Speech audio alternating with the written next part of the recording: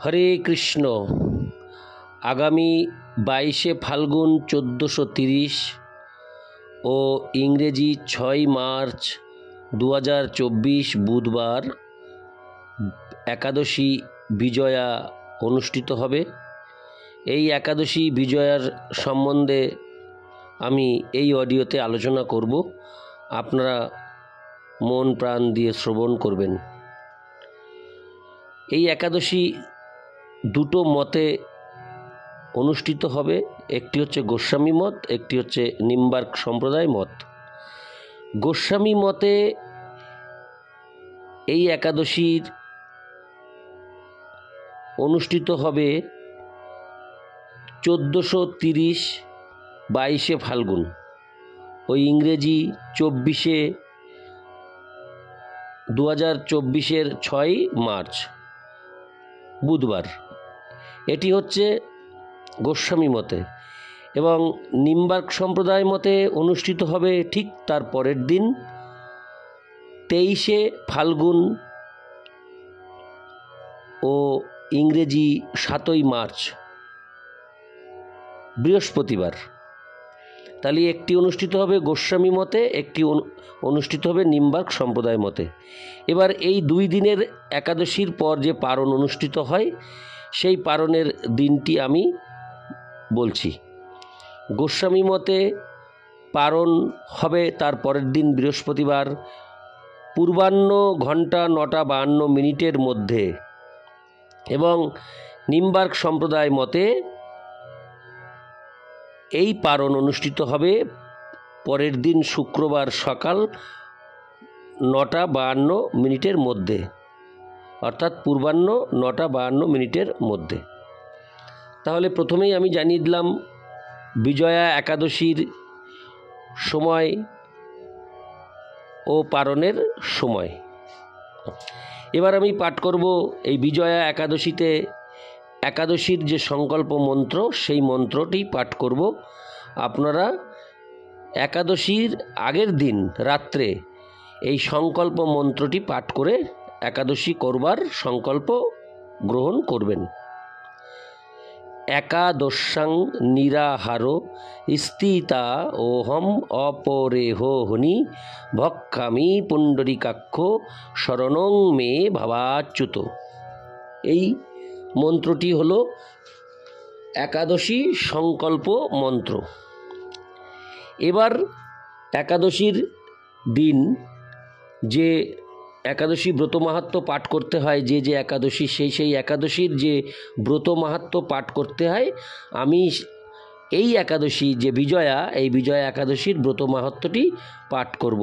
অত্যন্ত গুরুত্বপূর্ণ পুণ্যদায়ক এই বিজয়া একাদশী ব্রত কথা আপনারা মন দিয়ে শ্রবণ করুন। স্কন্দ পুরাণে এই একাদশী মাহাত্ম্য বর্ণিত রয়েছে এইভাবে। মহারাজ যুধিষ্ঠির শ্রীকৃষ্ণকে বললেন, হে বাসুদেব, ফাল্গুন মাসের কৃষ্ণপক্ষের একাদশীর মাহাত্ম্য অনুগ্রহ করে আমাকে বলুন। শ্রীকৃষ্ণ বললেন, হে যুধিষ্ঠির, এই একাদশী বিজয়া নামে পরিচিত।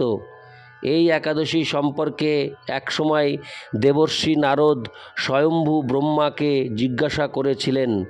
তিনি এই প্রসঙ্গে যা বলেছিলেন তা আমি এখন তোমাকে বলছি।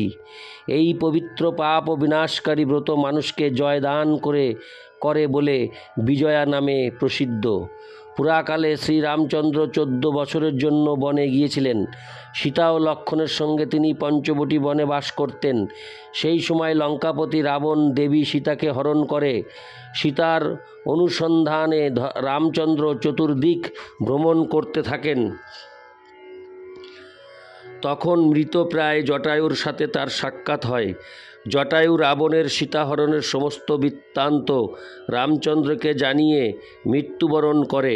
এরপর সীতা উদ্ধারের জন্য বানররাজ সুগ্রীবের সাথে তিনি বন্ধুত্ব স্থাপন করেন। ভগবান রামচন্দ্রের কৃপায় হনুমান লঙ্কায় গমন করেন।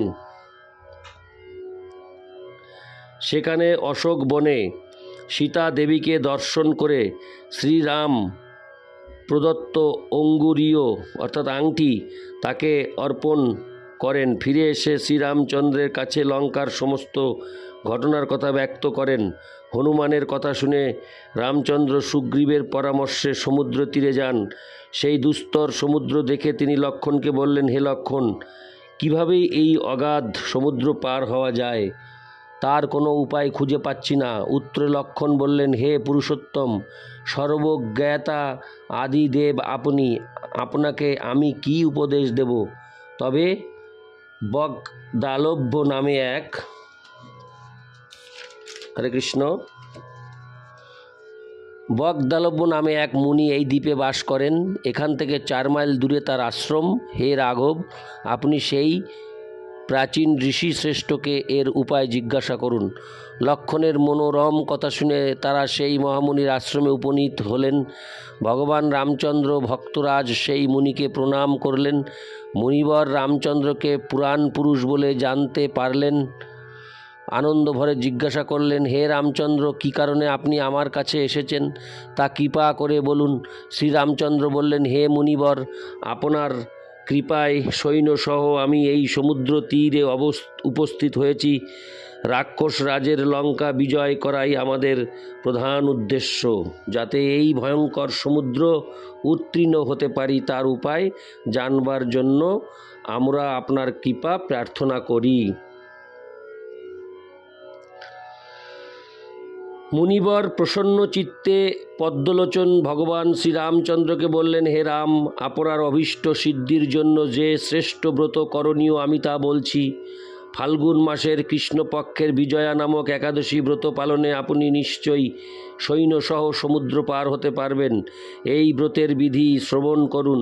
বিজয় লাভের জন্য দশমীর দিন সোনা, রূপা, তামা অথবা মাটির কলস সংগ্রহ করে তাতে জল ও আম পাতা দিয়ে সুগন্ধি চন্দনে সাজিয়ে তার উপর সোনার নারায়ণ মূর্তি স্থাপন করবেন। একাদশীর দিন যথাবিধি প্রাতঃ স্নান করে কলসের গলায় মালা চন্দন পরিয়ে উপযুক্ত স্থানে নারকেল ও গুবাক দিয়ে পূজা করবেন। এরপর গন্ধ, পুষ্প, তুলসী, ধূপ, দীপ, নৈবেদ্য ইত্যাদি দিয়ে পরম ভক্তি সহকারে নারায়ণের পূজা করে হরিকথা কীর্তনে সমস্ত দিন যাপন করবেন। রাত্রি জাগরণ করে অখণ্ড ঘি প্রদীপ প্রজ্বলিত রাখবেন। দ্বাদশীর দিন সূর্যোদয়ের পর সেই কলস বিসর্জনের জন্য কোনো নদী, সরোবর বা জলাশয়ের কাছে গিয়ে বিধি অনুসারে পূজা নিবেদনের পর তা বিসর্জন দেবেন। তারপর ওই মূর্তি বেদজ্ঞ ব্রাহ্মণকে দান করবেন। এই ব্রত প্রভাবে নিশ্চয়ই আপনার বিজয় লাভ হবে। হরে কৃষ্ণ। ব্রহ্মা বললেন, হে নারদ, ঋষির কথা মতো ব্রত অনুষ্ঠানের ফলে তিনি বিজয়ী হয়েছিলেন। সীতাপ্রাপ্তি, লঙ্কা জয়, রাবণ বধের মাধ্যমে শ্রীরামচন্দ্র অতুল কীর্তি লাভ করেছিলেন। তাই যথাবিধি যে মানুষ এই ব্রত পালন করবেন তাদের এই জগতে জয়লাভ ও পরজগতে অক্ষয় সুখ সুনিশ্চিত জানবে। হে যুধিষ্ঠির, এই কারণে এই বিজয়া একাদশী ব্রত পালন অবশ্য কর্তব্য। এই ব্রত কথার শ্রবণ কীর্তন মাত্রেই বাজপেয় যজ্ঞের ফল লাভ হয়। ইতি বিজয়া একাদশী ব্রতকথা। তো আমি এতক্ষণ পাঠ করলাম বিজয়া একাদশীর ব্রত কথা। এখন আমি পাঠ করব এই একাদশীতে কি কি খাওয়া যাবে। একাদশীর আগের দিন অবশ্যই আপনি নিরামিষ আহার করবেন এবং একাদশীর দিন পঞ্চ রবিশস্য বর্জন করে খাবার গ্রহণ করবেন। দুধ, বাদাম, চিনি ও লেবু দিয়ে ফুলকপি, বাঁধাকপি, হরে কৃষ্ণ, দুধ, বাদাম, চিনি ও লেবু দিয়ে শরবত, আলুর পাকোড়া, আলুর সবজি, ফুলকপি, বাঁধাকপি, গাজর, ঘরে কাটানো ছানা, পনির, ধনেপাতা, দই, লস্যি, ক্রিম, কারি পাতা, ধনেপাতা, পুদিনা পাতা, ঢেঁড়স, টমেটো, আলু, মিষ্টি আলু, পালং শাক, কুমড়ো, চাল কুমড়ো, বাদাম তেল, সূর্যমুখী তেল, আদা, জলপাই তেল, অলিভ তেল, মরিচ, গোলমরিচ, সামুদ্রিক লবণ, ঘি, মাখন, ঘরে ভাঙানো গুঁড়ো মশলা, হলুদ, ধনে, জিরে, কাঁচকলা, পেঁপে, অরিজিনাল সাবুদানা, আম, কাঁঠাল, লিচু, কলা, আপেল, আঙুর, আনারস, আখ, আমড়া, তরমুজ, বেল, চীনাবাদাম, কাজু বাদাম, কাঠবাদাম, গোল আলু, সন্দব লবণ, কাঁচা লঙ্কা, শসা, শাক আলু ইত্যাদি গ্রহণ করা যাবে। এবার আমি পাঠ করব এই একাদশীতে কি কি খাওয়া যাবে না। একাদশীতে পঞ্চ রবি শস্য বর্জন করতে হবে। ধান জাতীয় খাদ্য যেমন ভাত, মুড়ি, চিড়ে, পায়েস, খিচুড়ি, পিঠে, খই, গম জাতীয় খাদ্য যেমন আটা, ময়দা, সুজি, পাউরুটি, বিস্কুট, হরলিক্স, জব জাতীয় খাদ্য যেমন ছাতু, ভুট্টার খই, রুটি, ডাল জাতীয় সব খাদ্য যেমন মুগ, মাসকলাই, খেসারি, মুসুর, ছোলা, অড়হর, মটরশুঁটি, বরবটি, শিম, সরিষার তেল, তিলের তেল, সয়াবিন তেল গ্রহণ করা যাবে না। সব রকম নেশার দ্রব্য যেমন চা, পান, কফি, বিড়ি, অ্যালকোহল, খৈনি ইত্যাদি। একটি কথা খুব গুরুত্বপূর্ণ, একাদশীতে নিজে অন্ন ভোজন করলে যেমন নরকবাসী হতে হবে, তেমনি অন্য কেউ অন্ন ভোজন করালে নরকবাসী হতে হবে। এছাড়া মাছ, মাংস, ডিম, পেঁয়াজ, রসুন, হিং ইত্যাদি বর্জনীয়, পাঁচফোড়ন বর্জনীয়, শ্যামা চাল বর্জনীয়। এবার আমি পাঠ করব একাদশীতে কি কি করণীয়। একাদশীর আগের দিন রাত 12টার আগে অন্ন ভোজন করে দাঁত ব্রাশ করতে হবে। পরদিন খুব সকালে শয্যা ত্যাগ করে স্নান করা অবশ্য কর্তব্য। একাদশীতে রক্তপাত হওয়া মহাপাপ, তাই সবজি কাটার দিকে সতর্ক থাকবেন। একাদশীতে কোনো বৈষ্ণব বা ভক্তের নিকট থেকে একাদশী মাহাত্ম্য শ্রবণ করা বিদেহ। ইস্কন ভক্তের ক্লাস শ্রবণ করুন। একাদশী ব্রত নিজে যেমন পালন করবেন, অন্য কেউ পালন করতে উৎসাহিত করবেন। একাদশীর দিন অধিক হরিনাম জপ ও মহামন্ত্র কীর্তন করতে হবে। 16 মালা, 25 মালা বা তার বেশি জপ করতে হবে। একাদশী মাহাত্ম্য পাঠ, শ্রীমদ্ ভাগবত পাঠ, শ্রীমদ্ ভগবদ্ গীতা যথাযথ ও ভগবানের লীলা মহিমা শ্রবণ কীর্তন স্মরণ মনন প্রভৃতি করা ভীষণভাবে পুণ্যদায়ক। বিষ্ণু পুরাণে উল্লেখ আছে, মহাবিপদ হোক বা আনন্দ উৎসব, জনন শৌচ, মরণা শৌচ, শ্রাদ্ধ যাই থাকুক না কেন, সব কিছুতেই একাদশী ব্রত পালন করতে হবে। সধবা, বিধবা, রজস্বলা নারী সকলেই একাদশী ব্রত পালন করবেন। একাদশীর দিন শ্রাদ্ধ উপস্থিত হলে তার পরের দিন করতে হবে শ্রাদ্ধানুষ্ঠান, কিন্তু একাদশী বন্ধ করা যাবে না। একাদশীর পরের দিন পারণের নির্দিষ্ট সময়ের মধ্যে পঞ্চ রবি শস্যের মধ্যে কোনো একটি উপাদান ভগবানকে প্রসাদ করে অর্পণ করে সেই প্রসাদ গ্রহণ করে পারণ করে একাদশী ভঙ্গ করতে হবে। সমর্থপক্ষে দশমীতে একাহার, একাদশীতে নিরাহার ও দ্বাদশীতে একাহার যদি উহাতেও একাহার করতে হবে, একাহার করবেন। যদি উহাতেও অসমর্থ হন, একাদশীতে পঞ্চ রবিশস্য বর্জন করে ফল মূলাদি অনুকল্প গ্রহণের বিধান রয়েছে। একাদশীর মূল কাজ নিরন্তর ভগবানকে স্মরণ করা, তাই আপনারা যে নিয়মে পালন করুন না কেন, ভগবানকে ভক্তি ভরে স্মরণ করাই যেন আপনার মূল কাজ হয়। হরে কৃষ্ণ। আমরা খুব সুন্দর কথা জানতে পারলাম। এবার আমরা পাঠ করব একাদশীতে কি কি বর্জনীয়। একাদশীর দিন কি কি করা যাবে না। একাদশীর দিন শরীরে বা মাথায় তৈলমর্দন নিষিদ্ধ। একাদশীতে পরনিন্দা, পরচর্চা, মিথ্যা ভাষণ, ক্রোধ, দুরাচার, স্ত্রী সহবাস বর্জনীয়। একাদশীতে কাহারও সাথে ঝগড়া বিবাদে জড়ানো যাবে না।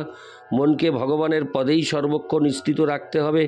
একাদশীতে শরীরে প্রসাধনী অর্থাৎ সাবান, শ্যাম্পু, তেল, সুগন্ধি ব্যবহার বর্জনীয়।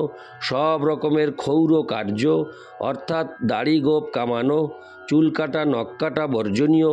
কেউ যদি কাউকে একাদশী করতে নিষেধ করে তাহলে ভয়ানকভাবে শনিদেবের প্রকোপ পড়ে তার জীবনে। সার্পের কোনো ব্যবহার করা নিষিদ্ধ। এবার আমি পাঠ করব একাদশীর গুরুত্ব বা ফল, অর্থাৎ একাদশী করলে কি কি ফল লাভ হয়।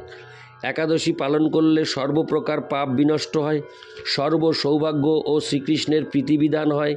দুর্লভ মানব জীবন লাভ করে এই একাদশী ব্রত পালন না করলে বহু দুঃখ কষ্টে 84 লক্ষ যোনি ভ্রমণ করতে হয়। অহংকার বশত একাদশী ব্রত ভঙ্গ করলে অবশেষে যম যন্ত্রণা ভোগ করতে হয়। যে ব্যক্তি এই একাদশী ব্রতকে তুচ্ছ জ্ঞান করে সে ব্যক্তি জীবিত হয়েও মৃত মানুষের সমান। কেউ যদি বলে একাদশী পালনের দরকার কি, সে নিশ্চয়ই কুম্ভী পাক নরকের যাত্রী। একাদশী পালনে যারা নিষেধাজ্ঞা জারি করে শনির কোপে তারা বিনষ্ট হয়। একাদশী পালন না করে তীর্থ ভ্রমণ ও স্নান, গাছের গোড়া কেটে জল ঢালার মতো অবস্থা। কলহ বিবাদের কারণে একাদশীর দিন উপবাস করলে অজ্ঞাত সুকৃতি সঞ্চিত হয়। একাদশী পালন করলে ভগবান শ্রীকৃষ্ণ সবথেকে বেশি প্রসন্ন হন। একাদশী ব্রত পালনকারীকে ভগবান ইন্দ্রও সম্মান করেন। এবার আমি পাঠ করব হরে কৃষ্ণ। হরে কৃষ্ণ। অন্য ব্রত না করার কোনো কুফল আপনার উপর বর্ষিত হবে না। একাদশী ব্রত পালন করলে আপনার সেই উপকারটি মিলবে। অর্থাৎ এখানে বলা হয়েছে যে অন্য কোনো ব্রত পালন না করলেও কোনো ক্ষতি নেই যদি আপনি একাদশী ব্রত পালন করেন। একাদশী ব্রত পালনের প্রকৃত উদ্দেশ্য কেবল উপবাস করা নয়, নিরন্তর শ্রী ভগবানের স্মরণ মনন ও শ্রবণ কীর্তনের মাধ্যমে একাদশীর দিন অতিবাহিত করতে হয়। শ্রীল প্রভুপাদ ভক্তদের একাদশীর দিন 25 মালা বা যথেষ্ট সময় পেলে আরও বেশি জপ করার নির্দেশ দিয়েছেন। আপনি জীবনে কোনো ব্রত পালন করতে অসমর্থ হলে শুধুমাত্র একাদশী ব্রত পালন করলেই আপনার সব ব্রতের ফল আপনার মিলবে। আমি এবার সবশেষে পাঠ করব একাদশীর পারণ মন্ত্র। অর্থাৎ একাদশীর পরের দিন নির্দিষ্ট সময়ের মধ্যে আপনাকে একাদশীর পারণ করতে হবে এবং একাদশী ভঙ্গ করতে হবে। সেই একাদশী পারণের আগে আপনাকে যে মন্ত্রটি পাঠ করে প্রসাদ পেয়ে একাদশী পারণ করতে হবে সেই মন্ত্রটি আমি পাঠ করছি। অর্থাৎ আপনারা এই মন্ত্র পাঠ করার পর আপনারা পঞ্চ রবিশস্যের মধ্যে কোনো একটি রবিশস্যের প্রসাদ করে ভগবানের কাছে নিবেদন করে আপনার সেই প্রসাদ গ্রহণ করে আপনারা একাদশী ব্রত ভঙ্গ করবেন। অজ্ঞান তিমিরান্ধস্য ব্রতে না নেব কেশব প্রসীদ সুমুখ নাথ জ্ঞান দৃষ্টি প্রদো ভব। আমি আরেকবার পাঠ করছি। অজ্ঞান তিমিরান্ধস্য ব্রতে না নেব কেশব প্রসীদ সুমুখ নাথ জ্ঞান দৃষ্টি প্রদো ভব। হরে কৃষ্ণ। আমি আজ বিজয়া একাদশী সম্বন্ধে বিস্তারিত আলোচনা করলাম। আপনারা সকলেই একাদশী পালন করুন। একাদশী পালনের মতো পুণ্য কর্ম আর এই বিশ্ব ব্রহ্মাণ্ডে কিছুই নেই। ভগবান শ্রীকৃষ্ণ অত্যন্ত খুশি হন এই একাদশী ব্রত পালনকারীর উপর, অত্যন্ত খুশি হন। তাই প্রচুর পরিমাণে পুণ্যদায়ক এই একাদশী ব্রত আপনারা সবাই পালন করবেন। 8 থেকে 80 বছর সবাই পালন করবেন।